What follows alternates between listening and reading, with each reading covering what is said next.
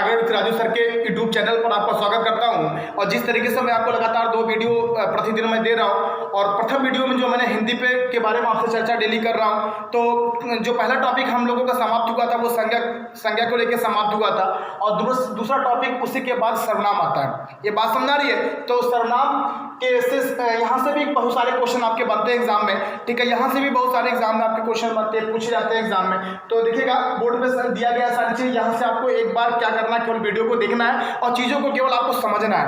बात में आ रही है? अगर नोट्स भी मन नहीं बनाएगा, लेकिन आप यहाँ से एक बार समझिएगा तो शायद आपका रिविजन भी हो जाएगा और बातें समझ में भी आ जाएंगी।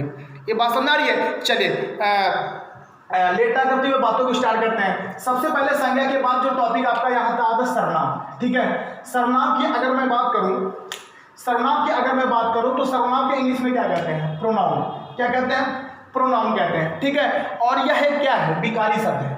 क्या है ये? विकारी शब्द है। ये बात सुन आ रही है? चलिए अगर मैं और भी बात करूं तो सबसे पहले इसको पढ़ने से पहले हम सर्वनाम की परिभाषा पढ़ते हैं। अगर हमारे जहन में, हमारे दिमाग में अगर सर्वनाम की परिभाषा अगर बैठ गई तो लगभग 10-15-20% आपको बातें समझ में यहाँ से ही आने लगेंगी, ठीक है। तो सबसे पहले हम बात करते हैं सर्वनाम की।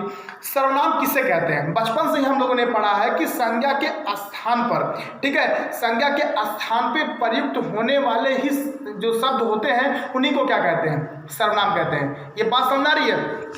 यानी संज्ञा के स्थान पे प्रयुक्त होने वाले शब्द को क्या कहते हैं? सर्वनाम कहते हैं, ठीक है। लेकिन बात यहाँ तक नहीं समझ में आएगी, बात आपको यहाँ से समझ में आएगी जब आपको मैं एग्जाम्पल बताऊंगा। एग्जाम्पल में अगर मैं बताऊं यहाँ से, जैसे एग्जाम्पल लेता हूँ कि सीमा ने कहा कि, ध्यान से सुनिएगा, जैसे एग्जाम्पल है, सीमा ने कहा कि मैं खाना बना रही हूं। ध्यान से सुनिएगा, सीमा ने कहा कि मैं खाना बना रही हूं, ठीक है। तो सीमा क्या है? सीमा एक नाम है, और नाम जो होता है वो क्या होता है? संज्ञा होता है। और संज्ञा में कौन सी संज्ञा है? व्यक्तिवाचक संज्ञा होता है, ठीक है। जितने भी नाम होते हैं वो क्या होता है? संज्ञा होता है। अब संज्ञा के स्थान पर हमने परिभाषा क्या पढ़ा था? संज्ञा के स्थान पर प्रयुक्त होने वाले शब्द ही क्या कहलाते हैं? सर्वनाम। अगर मैं आपसे पूछूं निम्नलिखित वाक्य में से कौन सा सर्वनाम है, तो आपको ज्यादा समझने की जरूरत नहीं है, क्योंकि संज्ञा के स्थान पर कौन सा शब्द प्रयोग किया गया है? मैं। यानी जो मैं लिखा गया है वो किसके लिए प्रयोग किया जा रहा है? सीमा के लिए। सीमा खुद कह रही है कि सीमा ने कहा कि मैं खाना बना रही हूं, यानी कि सीमा के स्थान पर जो शब्द प्रयोग किया गया है वो क्या है? मैं। और मैं किसके लिए प्रयोग किया गया? सीमा। तो मैं क्या हो जाएगा? सर्वनाम हो जाएगा।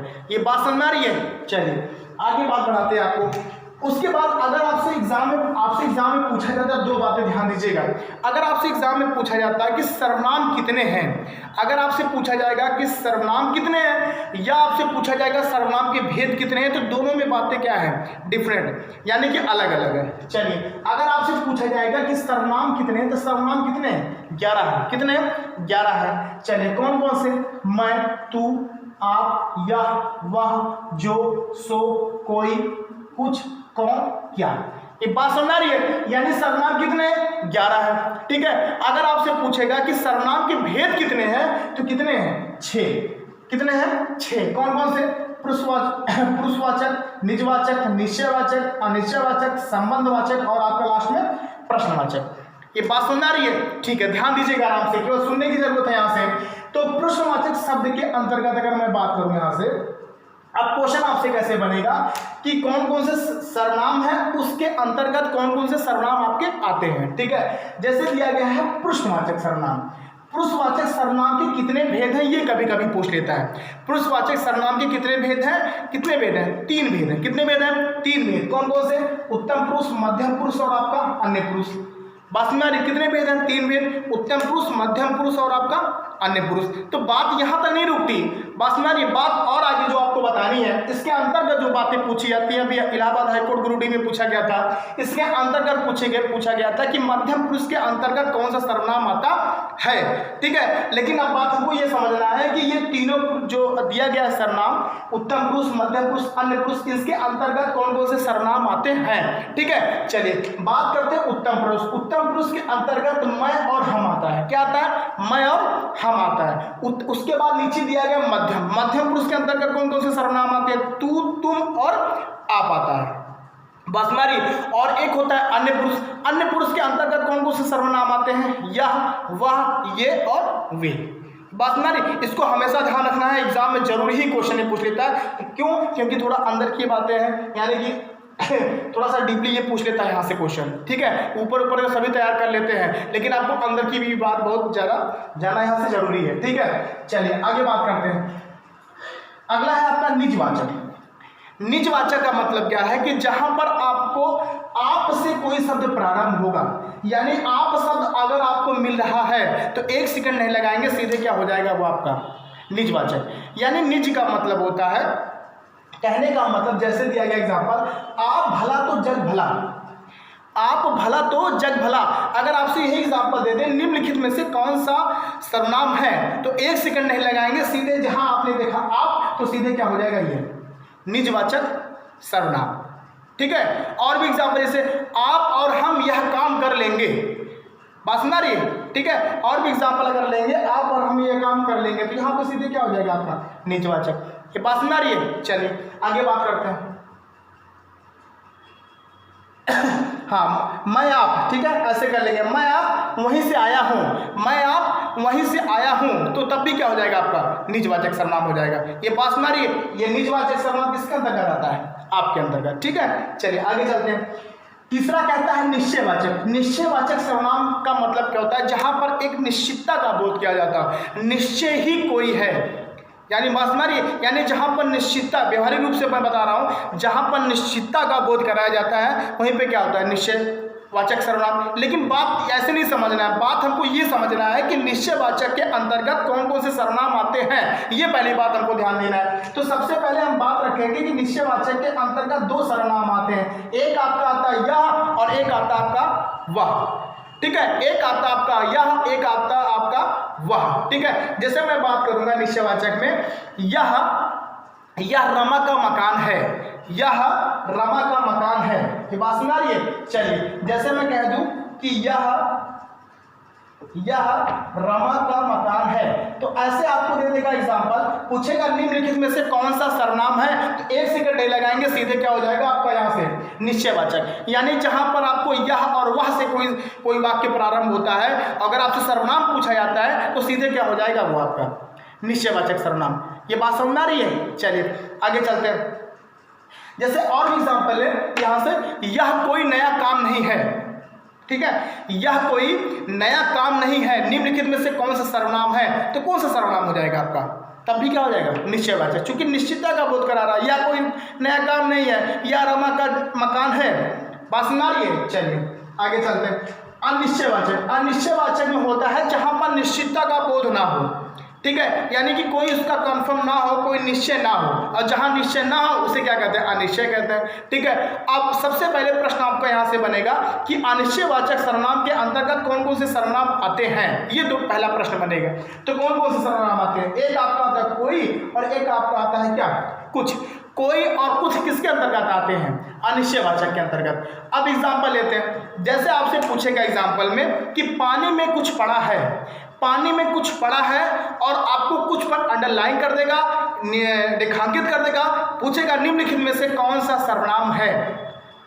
दिया गया वाक्य में रेखांकित किया गया जो शब्द है वह कौन सा सर्वनाम है, और एक सेकंड नहीं लगाएंगे, सीधे क्या हो जाएगा वो आपका अनिश्चयवाचक। चूंकि हम लोगों ने पढ़ ही रहे हैं कि जहां पर कोई और कुछ अगर आपको मिलता है तो सीधे एक सेकंड नहीं लगाएंगे, सीधे क्या हो जाएगा आपका वहां पे अनिश्चयवाचक।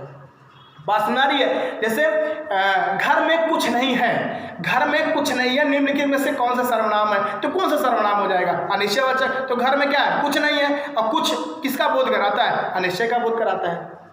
कोई आया है, कोई आया है, तो कोई किसका बोध करा रहा है? अनिश्चयवाचक का बोध करा रहा है। बस मेरी कितना आसान है चीज़ें इसलिए आसान हो जाती हैं जब चीज़ों को आप अच्छे से समझते हैं, और अच्छे से चीज़ों को जब आप समझेंगे, अच्छे से करेंगे, तो बातें आप अपने आप समझ में आ जाएंगे। ठीक है, चलिए आगे बात करते हैं। एक आपका आता है 5 नंबर पे संबंधवाचक। संबंध का मतलब होता है कि अगर आपको कोई भी वाक्य जो और सो से प्रारंभ, यानी जो और सो से जोड़ने का काम करता हो, यानी कि किसी भी वाक्य में आपको जो और सो अगर दिख जाए, और अगर आपसे वहां पे पूछ रहा है कि कौन सा सर्वनाम है, तो एक सेकंड लगाएंगे, सीधे क्या हो जाएगा आपका संबंधवाचक। ठीक है। तो यहाँ से आप देखिएगा बहुत सारे क्वेश्चन यहाँ से एग्जाम्पल लेते हैं, यहाँ से बहुत सारी चीज़ें पूछी जाती है। यहाँ से जैसे आपसे पूछा जाएगा वह कौन है जो बड़ा रो रहा है, वह कौन है जो बड़ा रो रहा है। देखिएगा कितना आसान है, वह कौन है जो बड़ा रो रहा है। देखिएगा वह कौन है जो बड़ा रो रहा है, तो बीच में क्या आया, जो आया, ठीक है, क्या आया आपका जो आया। और मैं खुद कह रहा हूं कि जहां पे आपको जो और सो अगर आपको दिख जाए तो 1 सेकंड नहीं लगाएंगे, किसमें किस सर्वनाम के अंतर्गत रखा जाता है, वो आपका संबंध के अंतर्गत रखा जाता है। ये बात समझ आ रही है। बहुत सारे वह जो ना करे सो थोड़ा, वह जो ना करे सो थोड़ा, अगर आपको जो और सो कहीं मिलता है तो सीधे क्या हो जाएगा आपका संबंधवाचक। ये बात समझ आ रही है। चलिए आगे चलते हैं। आगे अगला प्रश्न आपका है प्रश्नवाचक। प्रश्नवाचक तो आसान ही है, आप इस तरह के जानते हैं। जहां पे सबसे पहले इसको पहचानने की विधि ये होती है, अगर आपको प्रश्नवाचक चिन्ह दिख जाएगा और अगर आपसे सर्वनाम पूछा जा रहा तो 1 सेकंड नहीं लगाएंगे, सीधे क्या हो जाएगा आपका वहां पे प्रश्नवाचक। लेकिन अगर बात यहां तक नहीं समझ पा रहा है, जो क्वेश्चन और भी यहां से बनेगा, यह बनेगा कि प्रश्नवाचक के अंतर्गत कौन कौन से सर्वनाम आते हैं। तो पहला आएगा कौन, दूसरा आएगा क्या। पहला आएगा कौन, दूसरा आएगा क्या, ठीक है। चलिए अगर हम एग्जांपल लेते हैं, जैसे दिया गया मोहन क्या लाया, मोहन क्या लाया, निम्नलिखित में से कौन सा सर्वनाम है, या इसे रेखांकित कर देगा, पूछेगा निम्नलिखित में से रेखांकित किया गया शब्द जो है कौन सा सर्वनाम है, तो कौन सा सर्वनाम हो जाएगा आपका प्रश्नवाचक। यहां से प्रश्नवाचक लगाया भी रहेगा, ठीक है। और भी जैसे कौन आता है, कौन आता है, तो क्या आया, कौन आया। जब कौन आता है, कौन आता है ऐसे दे देगा, पूछेगा निम्नलिखित में से कौन सा सर्वनाम है, तो ये कौन सा सर्वनाम हो जाएगा आपका प्रश्नवाचक। और यहाँ पे प्रश्नवाचक लगाएगा ही लगाएगा।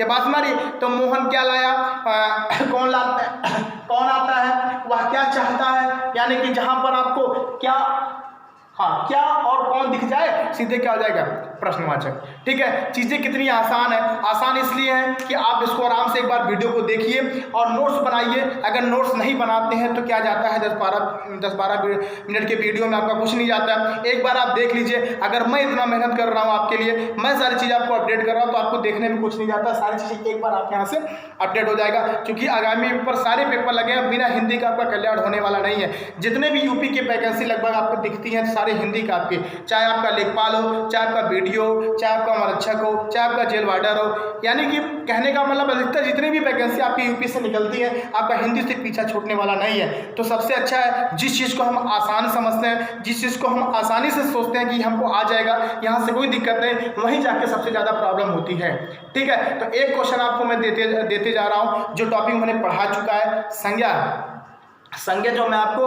पढ़ा चुका हूँ। एक टॉपिक मैं आपको दे रहा, एक क्वेश्चन आपको देते जा रहा हूँ, ये आपको ढूंढिएगा। अगर आप ढूंढ लेंगे तो कमेंट में से बताइएगा कि धुआं, जो धुआं है, धुआं कौन सी संज्ञा है।